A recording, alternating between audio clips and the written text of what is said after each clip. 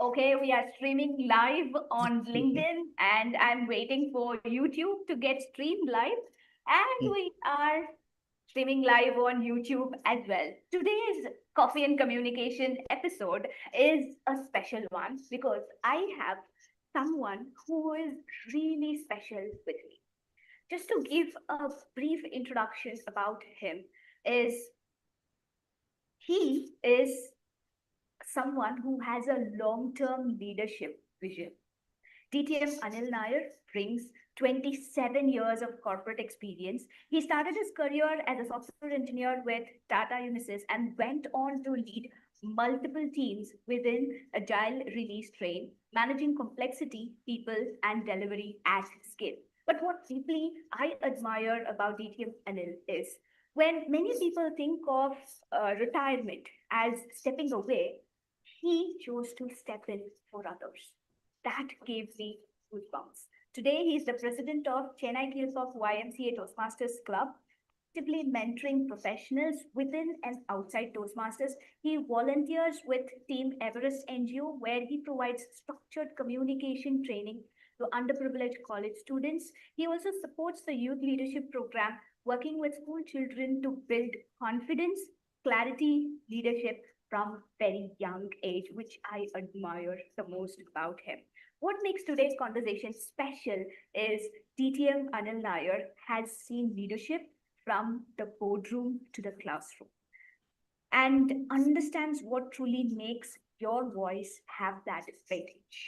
So I'm really looking forward for this conversation, and I'm sure every one of you who is watching is going to take a biggest lesson of your life from today's conversation. Help me welcome DTM Anil Nair onto the stage. Thank you so much for being here, sir. Welcome Mhm. to our Coffee and Communication. Thank Very, you so very much, Yogeshwari. It's my pleasure, my honor. Thank you. thank you, sir. So, to kickstart the conversation with the first question, I am always curious to know how leaders like you, when you look back at your career, what communication habits helped you move from being a strong contributor to being trusted as a leader? Now, this question is very important because most of our audience, they are great at what they do. Mhm. But when it comes to leadership, their communication is biggest roadblock for them and they were struggling to handle that. Now, I would like to know from your experience, how did you literally take off to your communication? Okay. See, first of all, what we need to understand is a communication happens between a sender and a receiver, and you got to eliminate noise in between.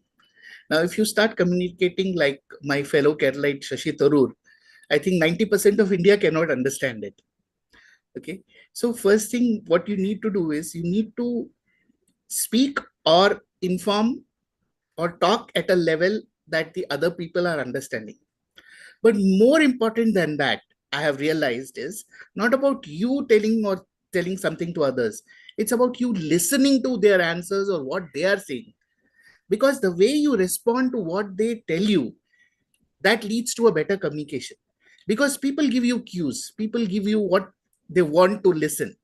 Right? If you want them to do something for you, you got to listen to them and understand them, be in their shoes, and then uh, inform them in such a way that they feel that this is something which is in line with my thoughts, with my beliefs. So that is more important for a leader, because a leader is not somebody who leads just thinking that followers will follow them. A leader is somebody who has followers and then leads those followers towards where they want to go. Okay, so when and coming to corporate, of course we need to follow what the corporate says.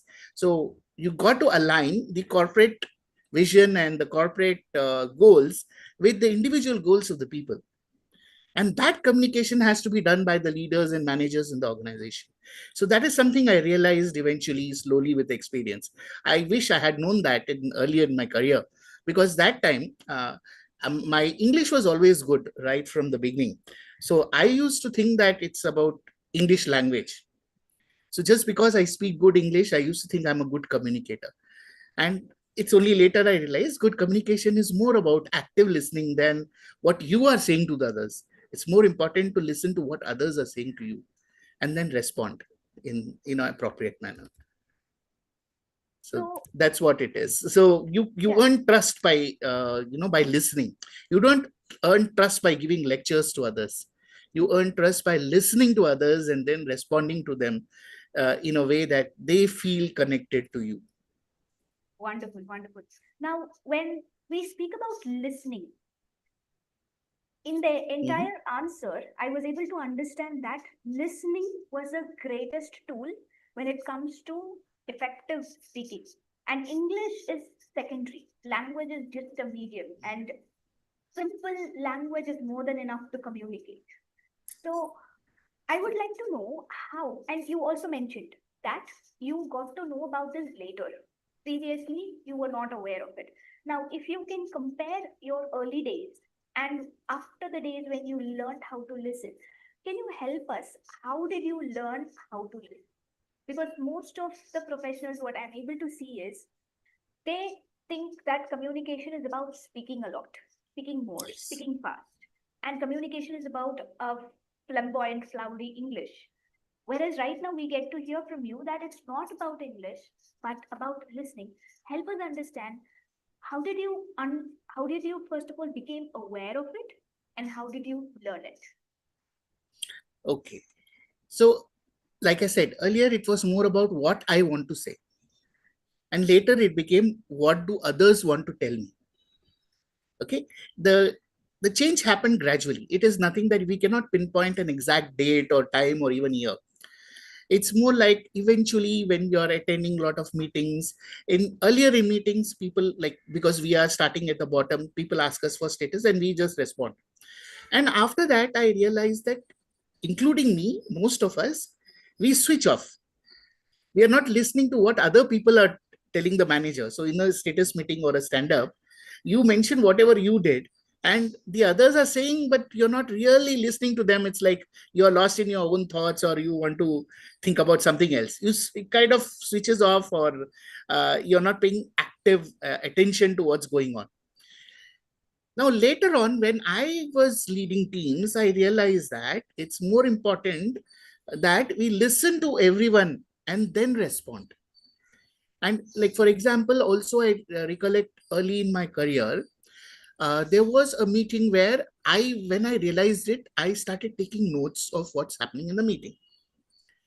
So, while there was a designated person who was maintaining the minutes of meeting, once the minutes of meeting were read out in the next meeting, I said that these thing points are missing, or these were also mentioned which are important, which impressed my manager a lot, because he said, okay, you were not responsible for it. I didn't ask you to do it, but you took it, you remembered it, you have it with you, and you brought out these important points.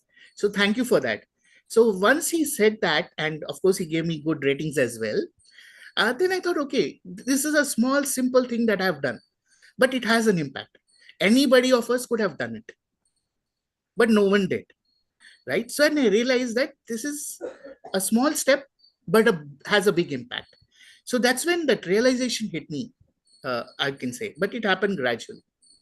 And Wow, eventually it got reinforced each and every time, because wow. I started observing, right? Observing what is the difference between two persons. Maybe one person has more knowledge than the other person, but the other person does better. Why? Because the other person is listening and responding better to what is being asked. So it's not about the knowledge you have, it is about what you're able to share to the extent that the other person requires. Now, so suppose the other person is asking you a question about, say, geography, and you start talking about nuclear energy because you know about nuclear energy. It doesn't make sense. That's not proper communication. You may be the world's renowned expert in nuclear energy, but doesn't make any sense to the guy who's interested about geography. So even if you're giving an example, you have to give an example based on the geography, right? Yeah. And that is something you realize eventually as you progress and as you observe, as you understand the people, and as you see who is going ahead in life and who is lagging behind. Because sometimes the person with the greatest knowledge is the one who is lagging behind and who's just working as an individual and gets uh, I mean, gets left out of all the team things and leadership opportunities just because that person is an individual contributor.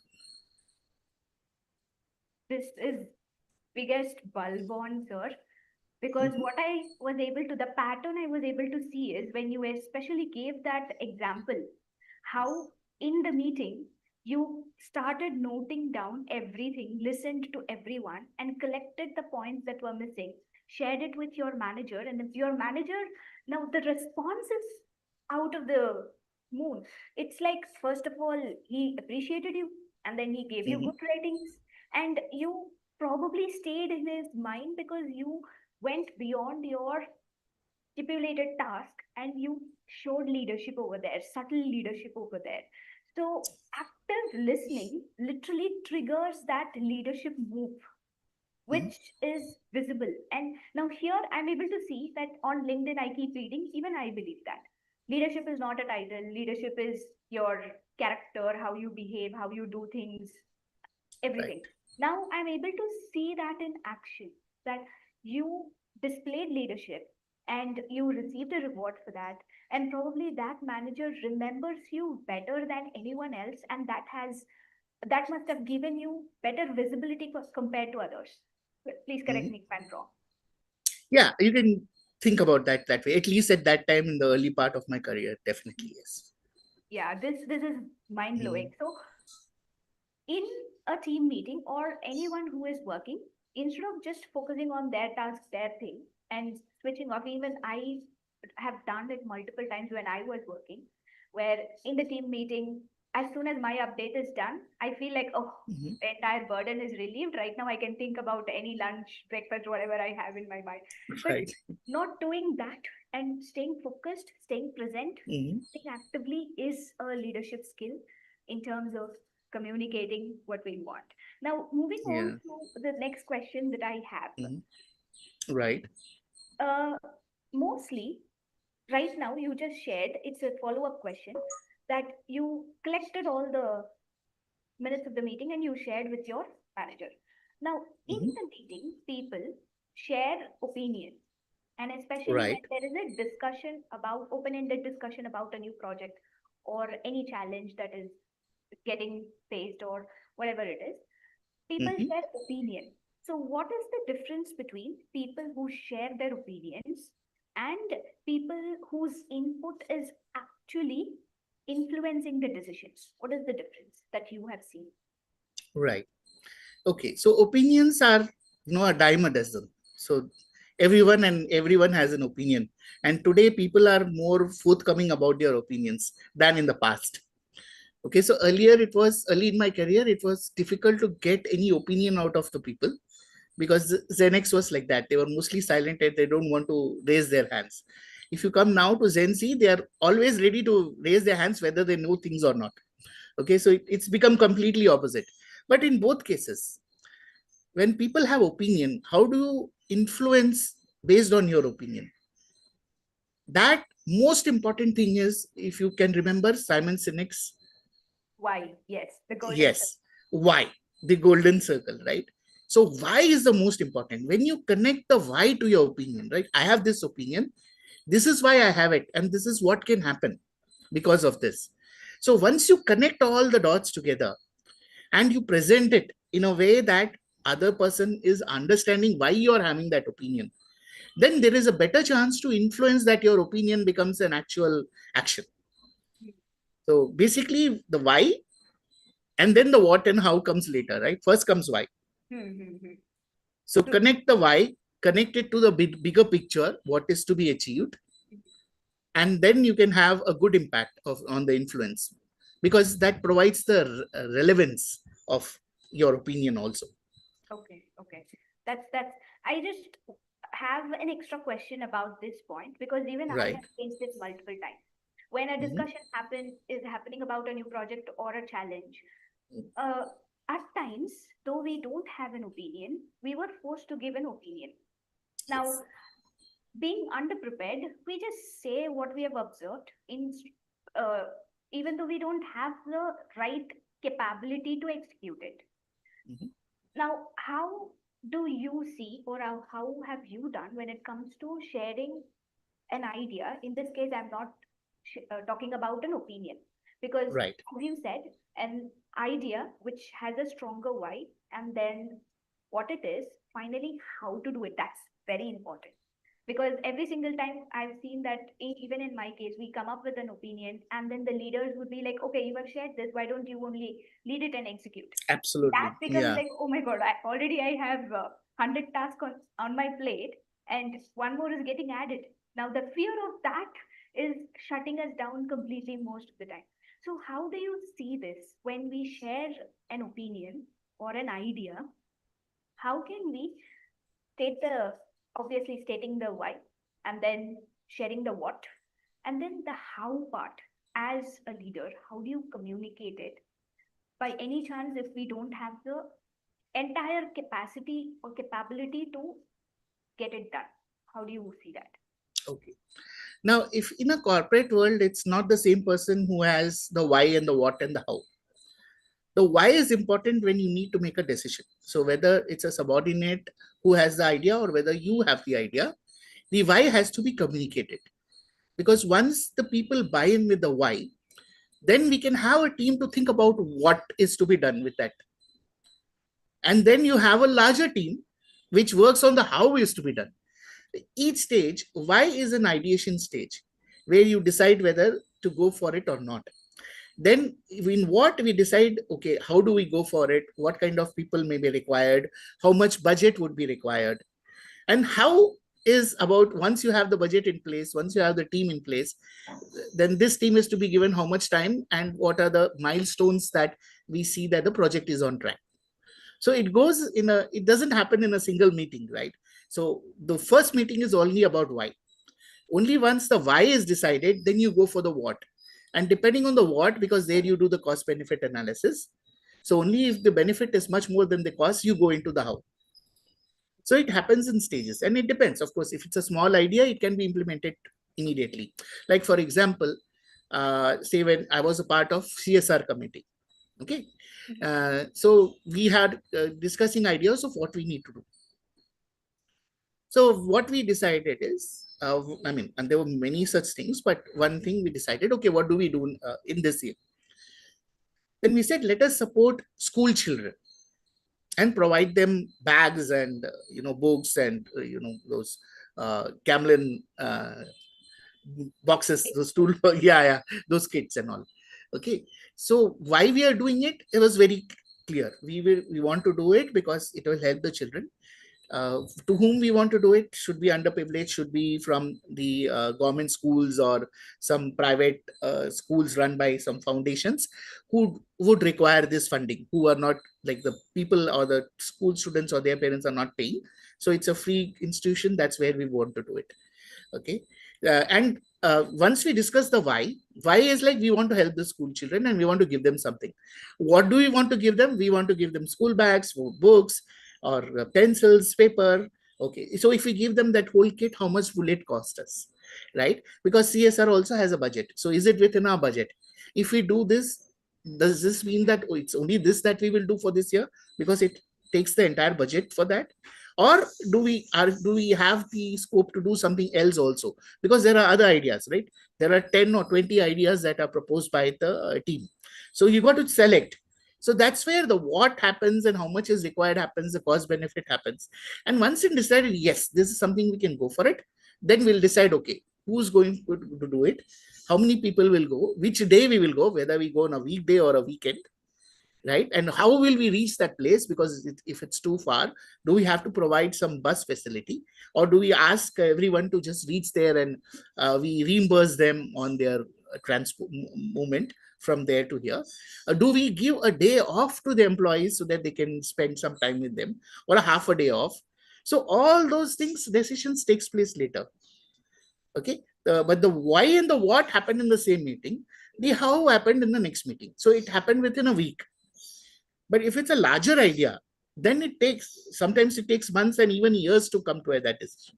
Because we may think that why we need to do it and what we need to do. But this year the budget is not there for the project. So we will just postpone it to next year. So it can happen within days, weeks, or multiple years. It depends on the scope of what you're trying to do. So it's based on your response, what I'm able to understand is even if the how is a bigger project, it is absolutely okay to share the why and what so that the why is solidified.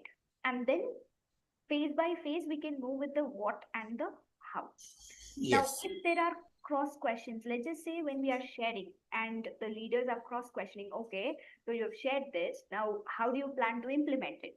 So, is it okay to buy some time over there? I've just thought through it. I need some time to research to give you the data. For example, just now you shared Mhm. about the entire project of supporting underprivileged students. Now, the Right. how comes with a lot of minute details like giving off to the employees, supporting them to spend time with the children and budget how many ideas can be executed this year.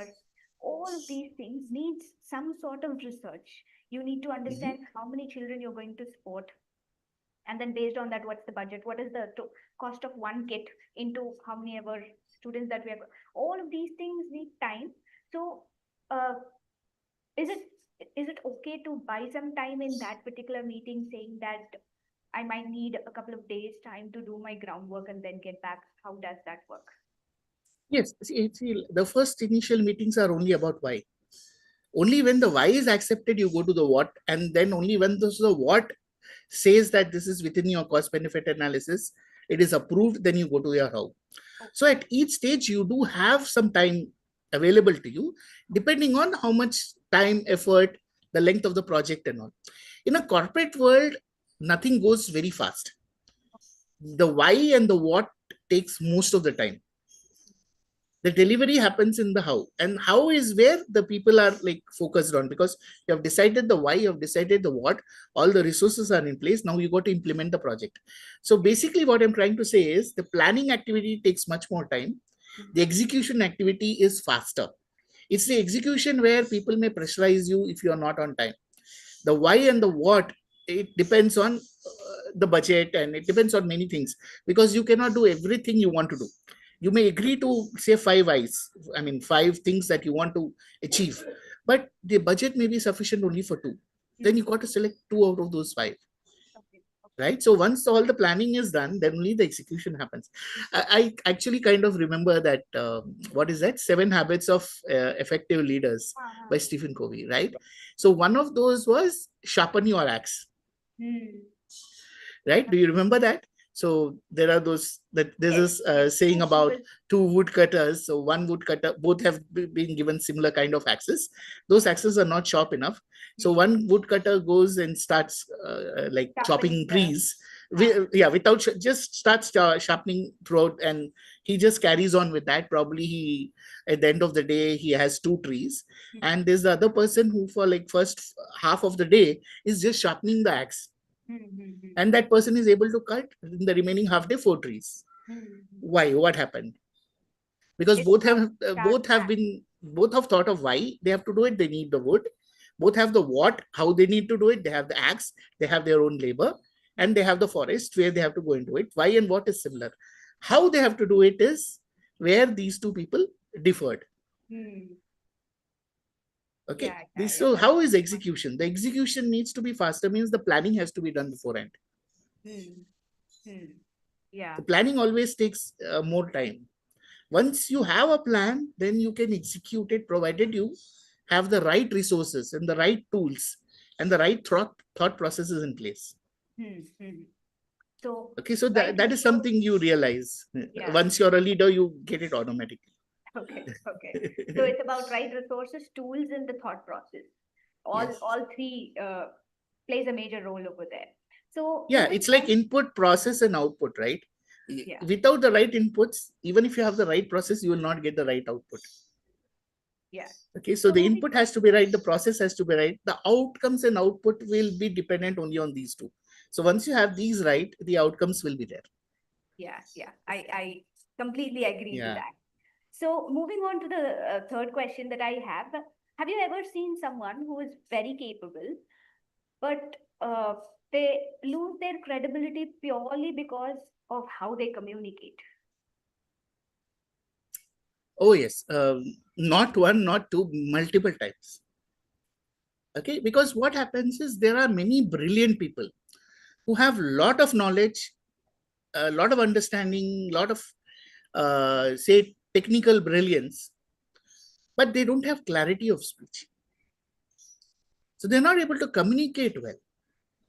Okay, and I'm not talking about language, because language can be overcome. You don't need to communicate only in English, right? If you're here in Chennai, even if you suggest your idea in Tamil, it is accepted, because there's another person who can speak in English if it is to be in a larger audience or give a like propose to a client. So it doesn't matter. But what matters is you should be able to uh, say why we need to do it. Why are you thinking that this is the way to go? And the clarity and the structure of communication should be there. You should not keep rambling all over the place. Okay. Right? You have an idea, but you're just talking around it. You're talking in generalizations, or you're talking too general, or you're talking too specific and technical that other people don't understand. See, again, it comes back to communication is between two people or two groups of people where both understand each other very well.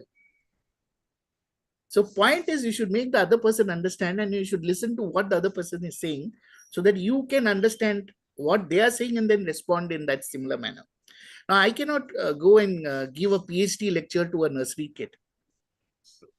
Right? So if you are a PhD person and you are talking to a nursery kid, better talk in their language.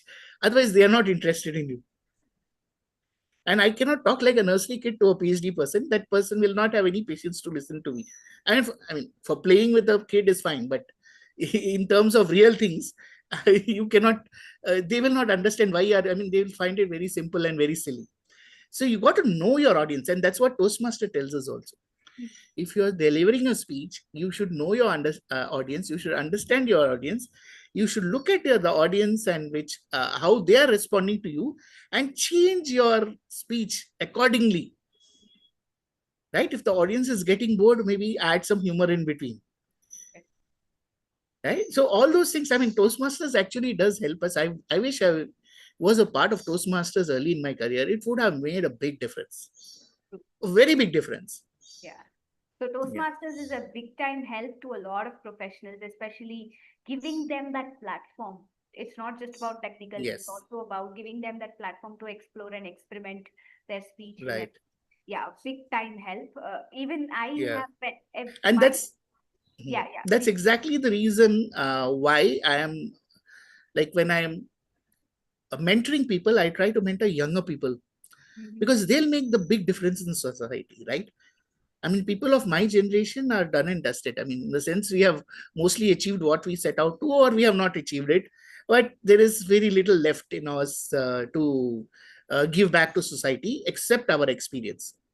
So I try to share my experience with younger people who have these 30-40 years of runway where they can do wonders, right? And if I speak to maybe mentor 100-200 people, and only 2 of them, 3 of them achieve great success in life, that's kind of sufficient, because that's even the winning rate is only 1% or 2%. It has made an impact in society, to the world, to few other humans, and even the others who may not have basically been considered successful. It would have improved their lives at least. If they were like 2 out of 10, maybe they'll reach 4 out of 10 or 6 out of 10, which is also a vast improvement. Yeah, I really loved how you mentioned about especially talk to the right audience and know your audience before talking. And that actually plays a major role when it comes to communication. Now, do you have any kind of a formula when it comes to sharing your ideas in front of in a high stakes meeting? As you said, we shouldn't be rambling. It's not about language. It's about talking exactly what they want. So do you have any kind of a formula that you follow? Okay. If it was prior to Toastmasters, my answer would have been different, and probably I would have been rambling. But after Toastmasters, the only thing I can think about is OBC, opening body and conclusion. So you should have an opening which hooks the audience, whichever even if it's an audience of one or an audience of 1,000, right? The opening should hook the audience and the audience should be interested in you. Then you should have your body of your speech or whatever you're going to say. We should have at least 3 good points. And finally, you should have a conclusion which summarizes all those points and you conclude on a high, right? Give them food for thought. So first is in the opening, make them want to know what you want to say. In the body, tell them what can be done. And in the conclusion, reiterate what they can do and what is the next step forward. And they should be interested in saying that, okay, they should be basically pushed into taking some action, right? You have either persuaded them or influenced them or given a message which they want to implement. So if you have done all the 3, right, then that's a great speech or that's a great discussion you had. Wonderful, wonderful, sir. So for a mid-career professional, what is one communication mistake that actually completely destroys their growth, even if they are a strong and great performers? Okay. I would say it is staying silent. I mean, basically doing your work, but staying silent and assuming that your good work will be seen by others or understood by others. Okay. Most people think that I have done this work, so my supervisor, my manager, my colleague should know it. Why should I say something about it? Okay. But what you realize is, sadly, your work doesn't speak. It needs a spokesperson. You need to advertise yourself. You need to market yourself. It's not a bad thing. It's not that you are being you're doing injustice to others, right? Of course, if you're putting down others, that's a different matter, and saying that I am better than the other person. But what you have done, talking about what you have done, and ensuring the other person understands the extent of effort that you have put in your work and the success you have achieved, it is your own responsibility. So if you keep silent about it, then forget about getting anything from the society, right? And there's one statement I often make to my mentees and even to my club members. They must be bored of hearing this, but I'll just mention it here. I say the strongest and the best relationship ever is between a child and a mother. The mother is a person who has carried the child for 9 months. The mothers normally know in and out of their kids, their every mood change, their behavior, what they want. Sometimes they don't even have to talk about it, and the mother knows about, and they cater to that. But when you're small, right, even a baby being so close to the mother and always being with the mother has to cry if the baby wants milk. So in that relationship, which is pure, right, and which is the most best relationship, where you get connected with your kid in a way that even a father can't. So mother and the child, the connection is so strong. It is biological, it is physiological, it is psychical, you can say. Even in that kind of relationship, when the baby has to cry to get the mother to feed milk, then how can you expect anybody who doesn't know you well, or who is just interacting with you for a few hours, who sees only 1% or 2% of your entire personality, or maximum 10%, to actually understand what you have done, unless you speak for it, and you want something, ask for it. I really love that analogy. I also have a formula for that. We say ask, right? So ask is very important thing. Whatever you do, you should remember to question things and to ask for things. You ask, you may get. You don't ask, you'll definitely not get. True. Okay, and ask also stands for attitude, skills, and knowledge. Wow. So attitude, skills, and knowledge are what is required as a basis, as a foundation. So, and all 3 are mandatory. You cannot have skills and knowledge and with a wrong attitude and expect to be successful. Unless you're born in an Ambani family or a Tata family.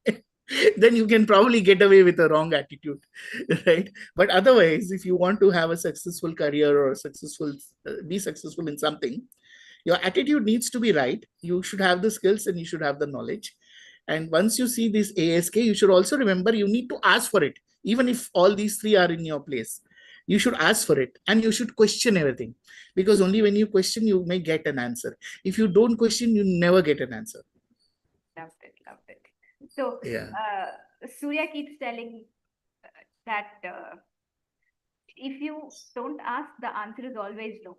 And I'm able to see Absolutely. the other Yeah. version of the same Right. concept from you. And even I believe that even if we are Ambani, Adani, or Tata, still attitude matters a lot, because in the long run, a wrong attitude won't serve us, won't keep us in the position that we are in. And I Right. love how you had put that attitude, skills, and knowledge. Even after having all three, you still should ask. And only then you will get, because even a crying baby, only the crying baby gets fed. And I love that analogy, sir. So moving ahead, how important is structure in communication? You had already mentioned about that in the previous question, previous answers, that you Right. recommend a structure that you learned from Toastmasters, OBC, and then you also learned that Mhm. they need to understand the audience. Now, Mhm.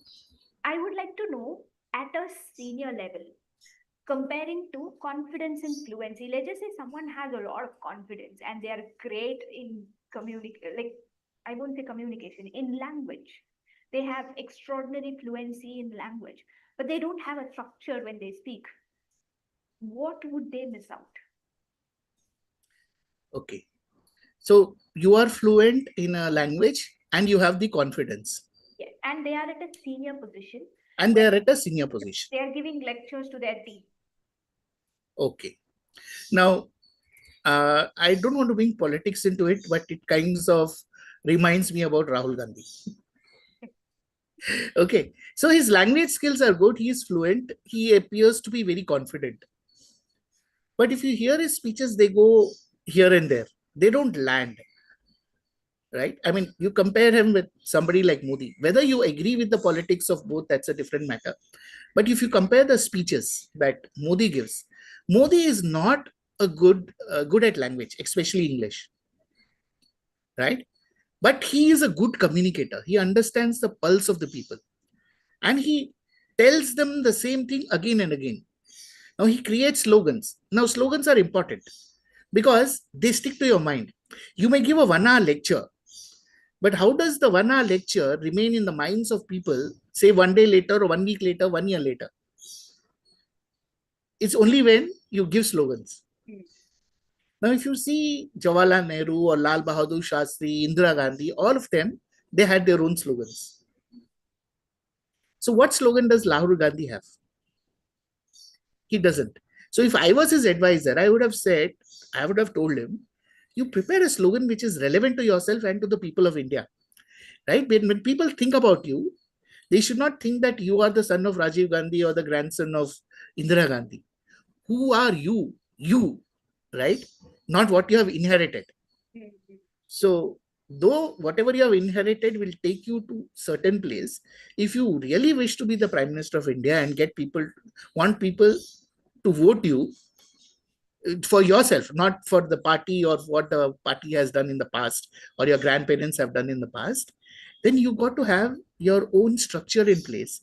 You got to convey that in a way that people understand, and you got to convey what you want to do, not what the other person is doing wrong. Mm.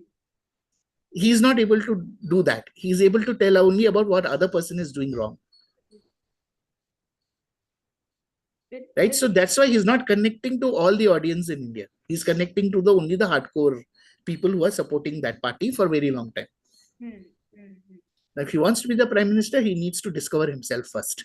So his his great grandfather wrote Discovery of India. He should write, or he should at least think about discovery of Rahul as a person, as an individual, and how that person can help India. Mm. This is a big time revelation for me, especially this particular example, because Rahul Gandhi is actually entitled to the throne of Congress, and yet Yes. he struggles to get that despite having all the resources, just because he didn't know who he is and he couldn't connect that, find a common ground between himself and the people who are the decision makers for him. And that's a big time mind blowing thing. Now, here I compare this to, let's just say, someone who has great talent or whatever, and then if they don't speak with that structure and if they don't find the common ground about the decision makers, then everything goes for a toss in their life and there's no career growth for them. Now, I want to also listen to the other side where someone has already become a leader and they are managing teams, but they don't speak in structure. How does the team get impacted and what are the repercussions because of that? Okay. So again, what does a team need? The team needs to know the why. If you are not structured and you have even given a 1 hour lecture, but from that 1 hour lecture, if the team is not understanding why they need to do it, they will not be fully in line and aligned with the project. They will do it because you're paying a salary. They will do it because it is required, but they will do it to the extent it is required and not one single action more. Right? They will do it just for the sake of doing it. Now, if you tell them why it has to be done and it aligns with their philosophy and belief, then they will work extra time and they will think additional ways of getting the why accomplished. Because most of the teams are working on the how, correct? If they don't know the why and they just strictly implement the how, then all they are doing is sometimes useless work. And those works get redone. Like, for example, I can think about, yeah, again, we can think about what happens in India, right? I mean, of course, it's due to corruption, but so you see this these multiple municipal teams, the electricity department, the telephone department, the sewage department. And you would notice that in many cities, a road is laid, then the electricity department comes and digs it up, and they just do some patchwork. Okay, after they have done their work, the sewage department will come and dig the same thing up. True. Okay, then they will do some patchwork. Okay, Yeah. Now why is it happening? Because all of them are working on how. True. Their leaders don't understand why, and they don't understand, they have not aligned themselves so that they dig once and all the things are done at one time. Okay. Now, I remember my parents kept telling that just now the road is laid, and I was so happy that the road is laid, and someone has to come and dig it up, and they don't even fix it. The other person would come tomorrow, dig it up, and they won't even fix it. And then the sudden downpour happens, everything goes for a toss, and there is potholes everywhere. Now, I never understood the reason behind it until just now you shared that all three parties working for the same cause, and they just know the how, but they are not aligned with their why. They are not the here is what I see, the cross functional team. So everything is messed up, and because of this the government resources is only getting wasted over and over again, because it takes money to lay the road, and then it takes money to dig it up. It takes money for everything. So complete waste of resources. And thank you so much for sharing this. And from now on, every single time I see a road that is dug up, I'll be like, okay, my God, one more mess of leadership. So no, what is important is if we reach a level in government where we can influence these things correctly, right? Because it's a leadership problem also. Yeah. The leader's vision is not being translated into reality because I think most of it is due to corruption. It's not that the leader doesn't want to, or sometimes the leader wants to, but there is bureaucracy in place, right? So, for example, I am a leader in the government, but can I fire any people because they are not doing the job? Okay, the laws need to change for that. The accountability should be there. True. So right? here For is where the example, entire system comes in place. absolutely, there's no accountability in our bureaucracy, and that is where, without accountability, why will people work, right? I mean, they will just do their job and go away. True, true, true. My God, this is big, sir.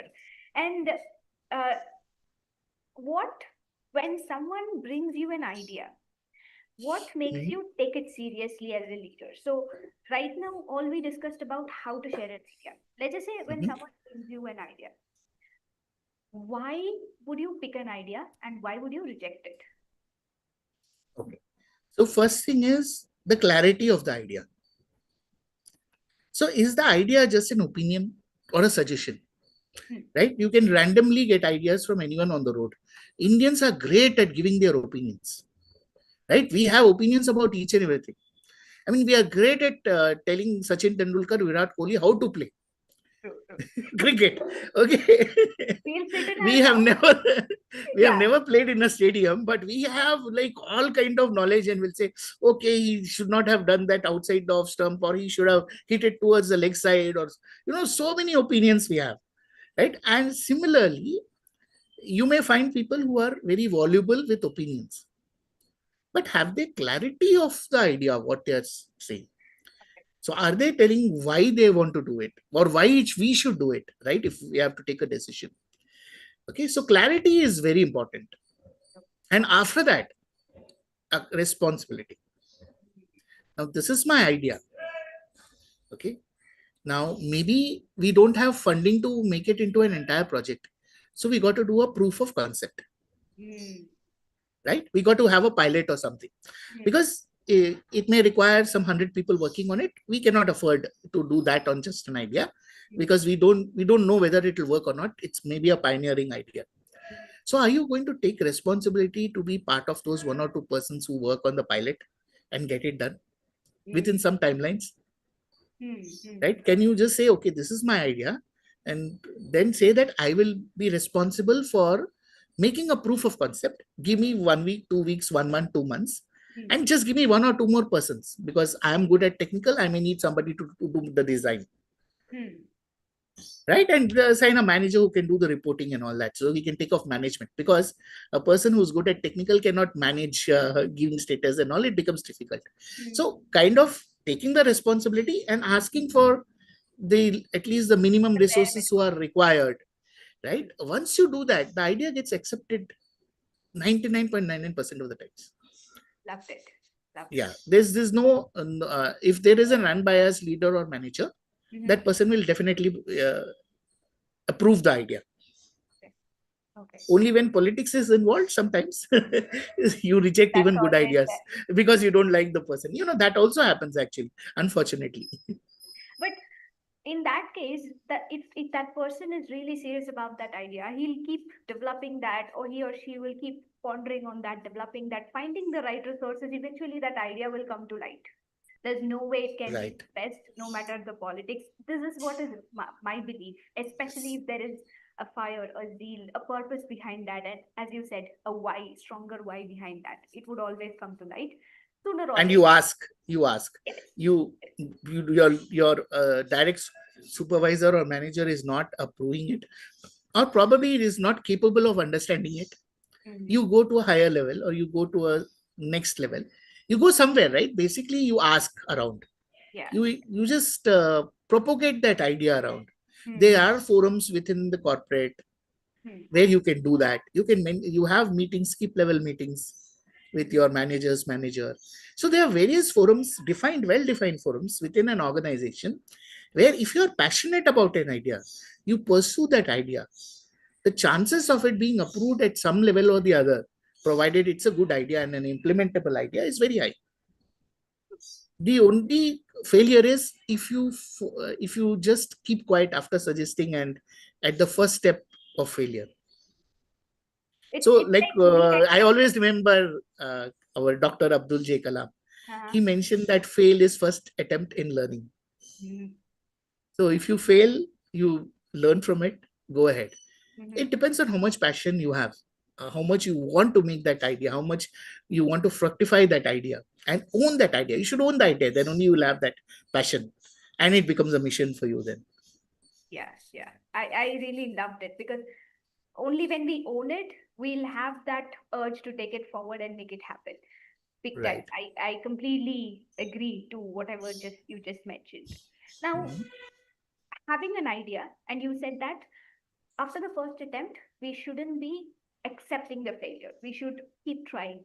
Now, here comes my follow-up question. Like many professionals, they hesitate to speak because Mhm. they fear that their idea might be wrong, and Mhm.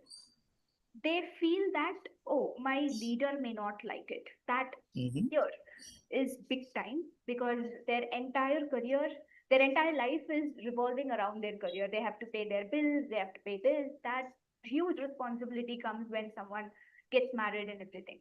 And because of that, they want to hold on to that position and they don't want to take risks. So in this case, how can they overcome that fear? Okay. First thing what you need to understand is the fear is normal. So those of us who are Toastmasters also are experienced Toastmasters when we go on stage. It's not that we don't have that some kind of heart fluttering or butterflies in our stomach. It's just that we have practiced it so many times and we know that it is normal, that we are able to overcome it. And once we start speaking, it goes with the flow. So once you understand that fear is normal and being silent and not talking about it is more riskier than talking about it and failing, right? Because you talk about it, fail, you can always attempt again. At least your idea has been dispersed amongst a few people, right? So, and again, once you're a leader, you don't expect a perfect idea or a perfect discussion. Okay. We always know that there could be some imperfections, some lacking, some lacuna, which is there, which needs to be filled out later. The ideas are at a very hazy, high level, right? You got to then go into details one by one. And that's where, like, if you go from why, what to how, what happens is it gets very detailed in the how. It doesn't happen in the why time frame. Hmm. So, what leaders expect is if you're giving an idea, your thinking is correct, you have clarity of thought, you are mentioning why we need to do it. And if you can also answer the benefit of doing it, Hmm. that's great. They expect honesty, they expect clarity in thinking. Hmm. Okay, we don't expect perfection, Hmm. and perfection is always the enemy of good, right? They always say that. So it should be good, it need not be perfect. It may become perfect later, right? It has to go from good to great, like we always say in Toastmasters evaluation. It's a very common statement we use. Your speech was good, to make it great, these are the few things that you can do. Okay, I will always remember that. It's a very common statement, we use it. Okay. And what we need to understand is your growth actually starts on the boundary of your fear. When you're outside your comfort zone is where your growth lies. So So it's if you're like, in your, if you're not fearing, means you're in your comfort zone. You know you are on the right path only if you are fearing something, because that gives you the urge, that gives you the drive to do something about it. And when you overcome your fear and achieve something is when you really feel that sense of achievement. You don't fear it, you don't get it if you are just doing inside your comfort zone. Okay, let me give you a very common example. Okay, now and I can give it from my personal life also. So when I was, say, in school, right, having a pizza or a burger was a big thing, because first of all, in the entire city there'll be one or two shops only, right? They, and what we do is we used to eat mostly at home. 99% of the times we ate at home. Eating outside was a luxury, and eating in a western kind of food like burger or pizza was something out of extraordinary. Okay? The prices of that were like 10 times the price of normal eating out food. So it was that expensive at that time. Today it's very cheap. Okay. So for having a burger or pizza, you got to wait either for your birthday or a birthday of your friend, because then they will treat you.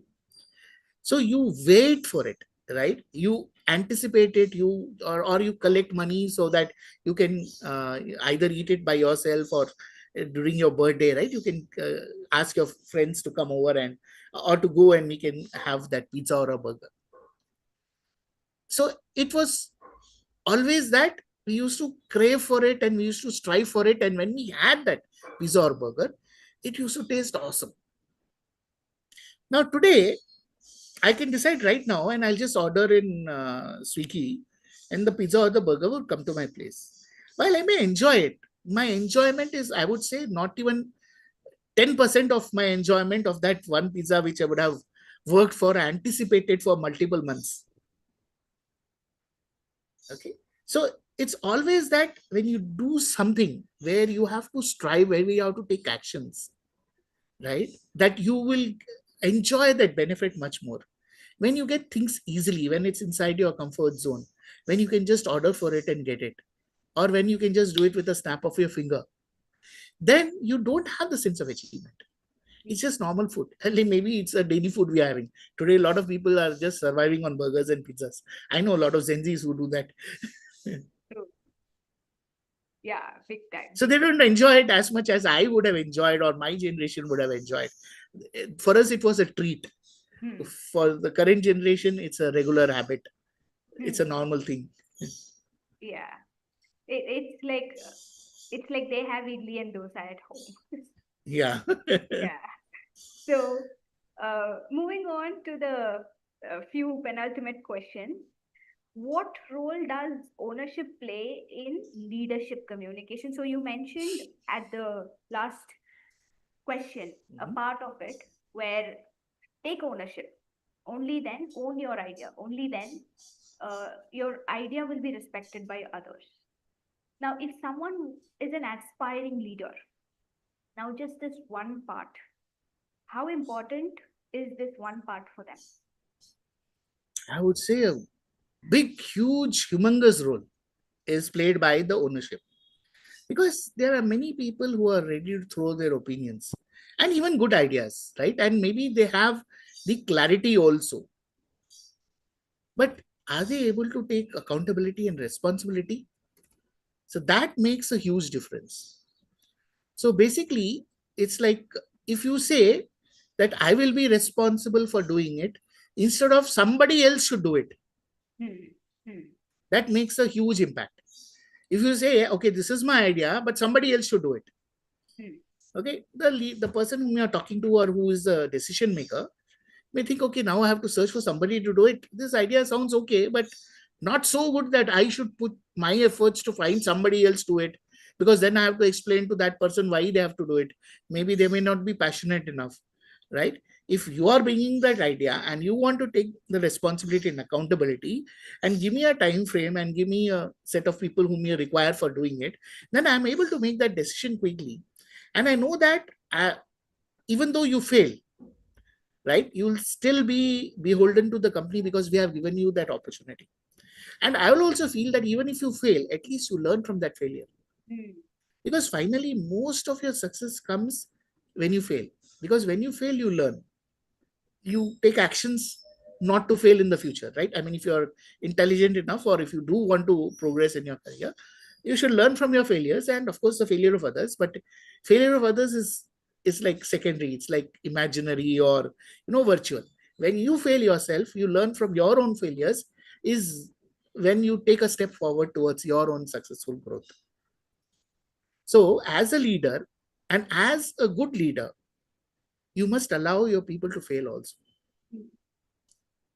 Okay, but why will you allow them to fail if they are not willing to take up responsibility and accountability? Yeah. Right? Only when they take responsibility and accountability, at least they will learn some lessons. So even when they fail, you can ask them, okay, what you have tried this, well tried, but what will you do in future? Where did you fail? If you want to implement it in future, what do you think are the lessons that we can think about that we need to overcome so that it is successful in future? Loved it. So if you are right now mentoring a lot of people, young minds and professionals in and out Toastmasters. So if you are mentoring a mid-career professional today, if you were mentoring a mid-career professional today, what one communication skill would you ask them to consciously practice for this entire year? I would say again, clarity of your ideas. And how you implement it is you need to, because when you're telling your ideas, you'll be talking about in detail. You should know how to summarize it at the end so that the important parts, right? If you can create a slogan or a theme from it, great, or a good title, correct, because that hits you, that leaves an impression in the mind. Even if you cannot, just leave them with the highlights of what you want to achieve, why you want to achieve, and if you have the how, that's great. But at least the other person should know that it's an achievable idea, it's a well thought of idea, and these are the next steps. So the next steps are important, right? The next steps, and these are the outcomes we would want to achieve. So at least a few of these should be there. If everything is there, that's great.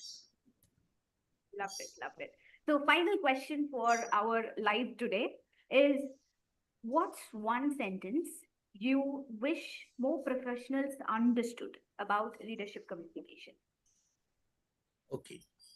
So main thing is leadership is more about vision, because you're not the one who's going to work on it, somebody else is going to work on it.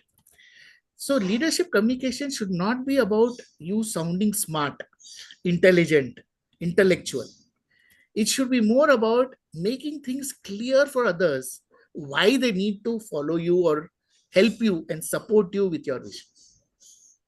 If you have got the people behind you, they will do the work. So they need to be clear. You have to provide clarity of your vision.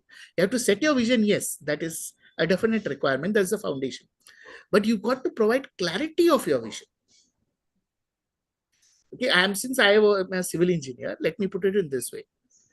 So the foundation is laid. The foundation is for the vision is laid. Okay.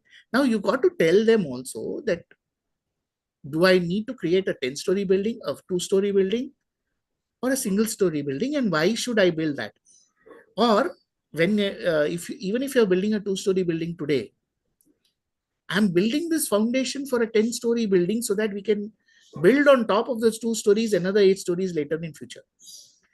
If you don't tell them that and tell them the vision about the 10-story building, because it is built 1 story at a time, right, 1 floor at a time, and if you say that, okay, this year we are going to build 2 floors, you know what's going to happen? The persons who are making the foundation will just cater to 2 floors.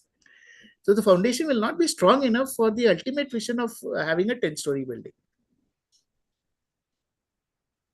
Wonderful. So you got to give the vision, you got to give the clarity, and you got to give what we want to achieve in future. It's not about just today or this year. It's about 5 years down the line, 10 years down the line. That's what the leader has to be know about and clear about and convey, communicate that. When people understand the why, the what, and the how, it will happen. Wonderful, wonderful.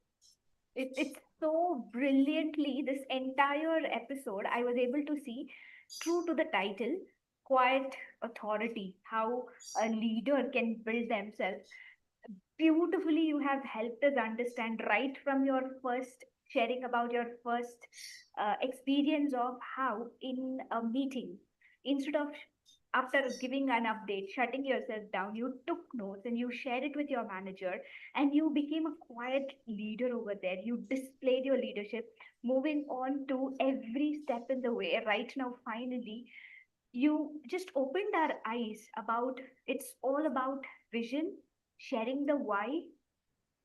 What I'm able to take away as the biggest lesson from this particular episode is it's about the clarity, and clarity comes when we have the structure. And when you put the structure first, you need to communicate your why strongly, and then you can talk about the what. And leadership communication, why plays a bigger role in why are we doing what are we doing.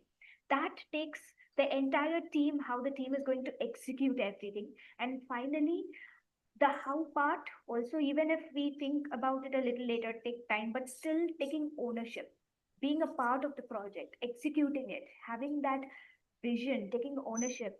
Loved the entire conversation, DTM Anil sir. This is, I say, it's a masterclass, 360-degree Thank masterclass, you. what you have shared with us. Thank you so much. And Yeah. as I have completed all my questions, I'm really grateful. I'm sure every single one who is going through this podcast is going to take loads and loads of leadership lessons, communication lessons. And especially when you shared that, if you want to, if you are aspiring to be a leader, do not stay silent. You Yes. need to talk, you need to ask, you need to start sharing. Fear will always be there. And as you said, I remember that an entire zoo will be there running around in my tummy when I speak. And it is Yes. always there. Even now it is there. But the Right. more we the more we explore and expose Yes. ourselves to speaking, we know Express. Yeah. express, yes. We'll know how to have the zoo inside us running around, Yes. and at the same time making sure that the other person wouldn't even know. You would feel completely calm and composed outside, though you are shifting inside. Yes. I Mm. love the overall conversation. Is there anything that you would want to share to our audience? Clarity brings confidence. Wonderful, So if you want to remember one thing, you should be clear. Once you're clear, your confidence will build by itself. wonderful, wonderful. Yeah, and one thing I would want to say is you have summarized it so well. So that's what has to be done. So you have given a perfect example of how to summarize, say, a 1 hour talk in 5 minutes and hit all the highlights basically. So that's great. I think maybe Toastmasters helped you with that, but it was a great summary. I Thank you tell so you, much for you that. helped me because in the Yeah. last point when you said that you have to summarize, I just told myself Yes. that finally I'm going to summarize everything. Let me see how much Right. can I remember. So thank you for Yes. that. Credit goes to you, sir. Thank you so much. Yeah. Thank I you. enjoyed this session. Thank you. Same here, same here. And I hope Yeah. everyone who is watching is equally enjoying every bit of it, because for me, it is literally a gold mine. So, with that, thank you so much, everyone who is watching. Thank you. And we'll meet Thank you. tomorrow again, sharp at 8. Coffee and Communication with Yogeshwari. Bye bye until then. Bye bye, sir. Bye. Yeah. Bye, everyone. Bye bye. Thank you, Slogeshwari. Thank you. Thank you. Good day.